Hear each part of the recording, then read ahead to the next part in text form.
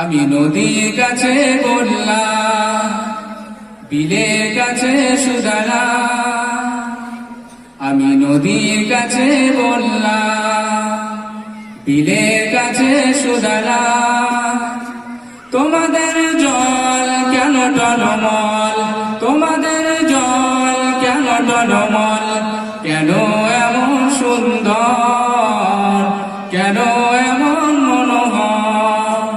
ওরা বলল শুধু বলল, ওরা বলল শুধু বলল, আমাদের কণ্ঠে আল্লাহর গান, আমাদের কণ্ঠে মাবুদের ধ্যান। তাই তো এমন সুন্দর, তাই তো এমন মনোহর।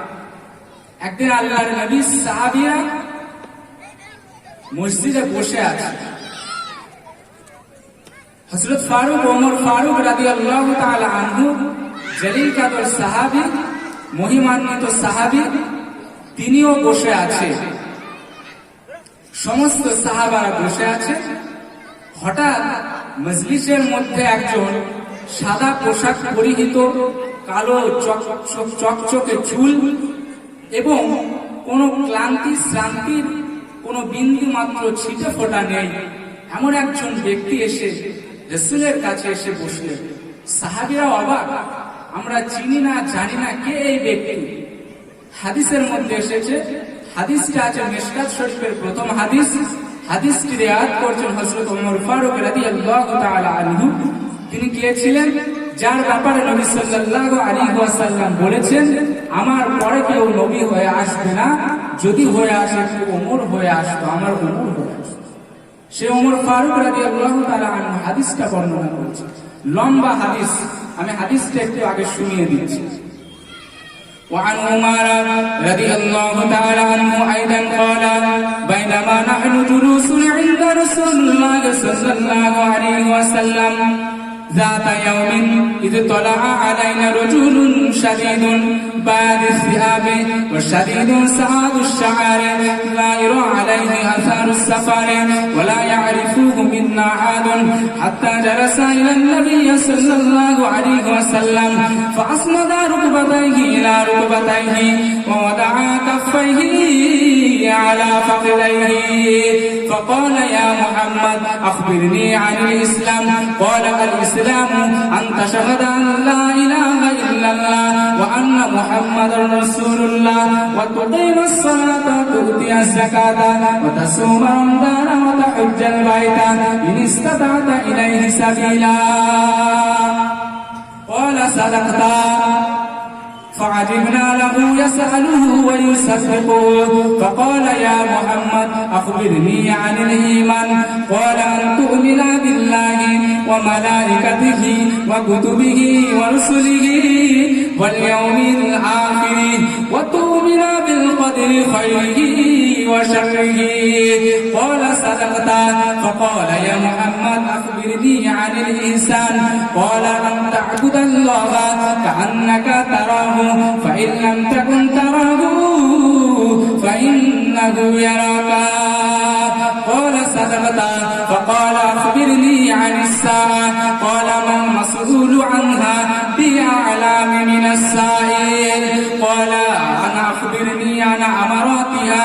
قال أن تلد الأمة ربتها وترى الحفاة العراة العالة رياء الشيء يتطاولون في البنيان ثم ينطلقوا فلبثت مليا. فقال يا عمر أتدري من السائل؟ قلت والله ورسوله أعلم. فقال إنه جبريل أتاكم يعلمكم دينكم. رواه مسلم. এত বড় একটা লম্বা হাদিস আপনাদেরকে শোনালাম। তার আগে কি বলছিলাম, যে আল্লাহর নবী সাহাবীদেরকে নিয়ে বসে আছেন। হযরত ওমর ফারুক রাদিয়াল্লাহু তাআলা আনহু এবং অন্যান্য সাহাবীরা বসে আছেন। একজন সাদা পোশাক পরিহিত কালো কুচকুচে ব্যক্তি লোক এসে আল্লাহর নবীর কাছে এসে কি বলছেন, আল্লাহর নবীর কাছে এসে আল্লাহর নবীর হাঁটুর সাথে হাঁটুটা মিলিয়ে দিলেন। ফাসনাদা রুকবাতাইহি ইলা রুকবাতাইহি ফাওয়াদা কাফাইহি আলা ফাকিরাইহি, এবং হাতটা উরু করে রাখলেন। রাসূলের উরুর সাথে উরুটা মিশিয়ে দিয়ে আল্লাহর নবীর কাছে বললেন, ইয়া মুহাম্মদ ফাখবিরনি আনিল ইসলাম, হে মুহাম্মদ আপনি ইসলাম সম্পর্কে বলুন। আল্লাহর নবী আমার জানিয়ে দিলেন, ও ফুলকলমি গ্রামের যুবকেরা, ইসলাম আনতাশহাদা আল্লাহ ইলাহা ইল্লাল্লাহ। রাসূলের হাদিস বিবরণ দেয়, ইসলাম হলো আল্লাহ ছাড়া অন্য কোনো মাবুদ নেই এটা সাক্ষ্য দেওয়া, ওয়া আন্না মুহাম্মাদান রাসূলুল্লাহ, মুহাম্মদ সাল্লাল্লাহু আলাইহি ওয়াসাল্লাম হলো আল্লাহর রাসূল।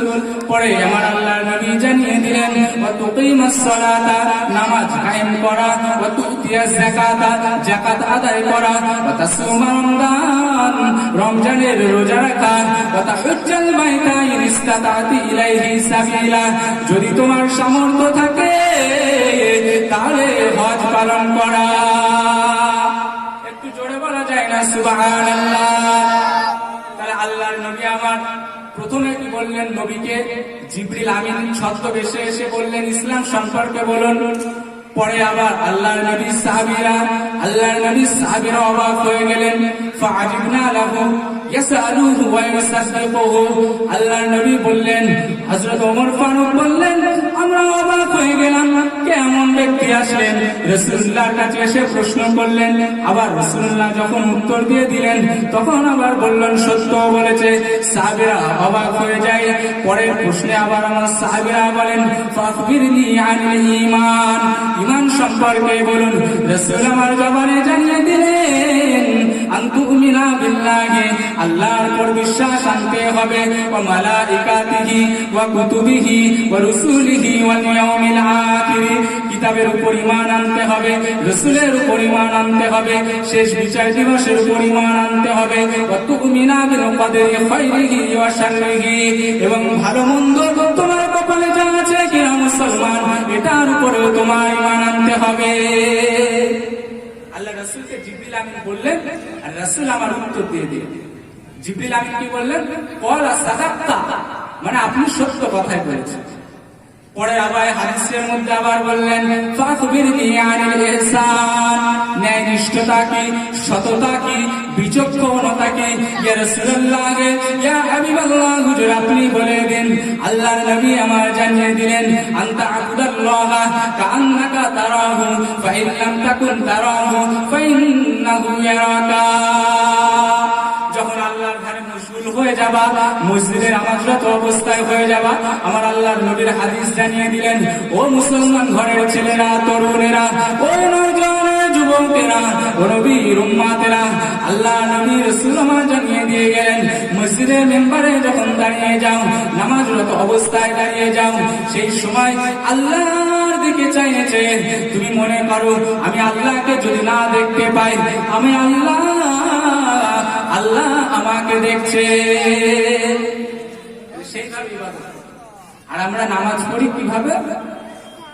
নামাজে মনোযোগ আছে, টুপি নেই, ওইখানে একজন মুসল্লি আছে, এইখানে একজন মুসল্লি আছে, নামাজ পড়ছে, নামাজের সামনে দিকে টুপিটাকে আর একজনকে দিয়ে দিচ্ছে, নামাজের দিকগুলো খরচ আছে।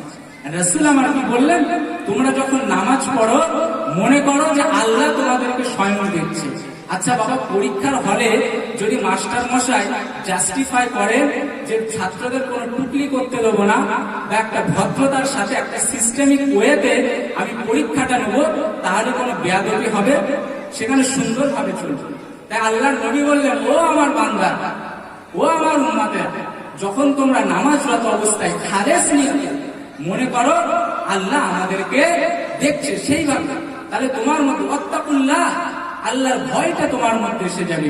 আর এই আল্লাহর ভয় যদি তোমার মধ্যে এসে যায় তাহলে কিন্তু তুমি সফলতা এসে যাবে। পরে আমার হাদিসের বিবরণের মধ্যে এসে গেল, ওয়াখবিরনি আনিস সাআ, হে নবী আপনি কিয়ামত সম্পর্কে বলুন। ক্বালা মাল মাসউলু আনহা বিআলামি মিনাস সাইল, নবী আমার জানিয়ে দিলেন, ও জিবরিল আমিন, তুমি প্রশ্নকারী, আমি হলাম প্রশ্নকৃত ব্যক্তি।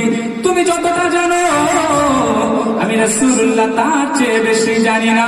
কিয়ামতটা কবে হবে আমি জানি না, পৃথিবী ধ্বংস কবে হবে আমি জানি না। জিবরিল আমিন আবার হাদিসের মধ্যে বলে দিলেন, ওয়ান আখবারনি আন আমারাতিহা, ইয়া রাসূলুল্লাহ ইয়া হাবিবাল্লাহ হুজুর, কিয়ামতটা কবে হবে এটা আপনি যদিও না জানেন, তবে আপনি আল্লাহর হাবিব, কিয়ামতের নিদর্শনগুলি আমাদেরকে জানিয়ে দিন।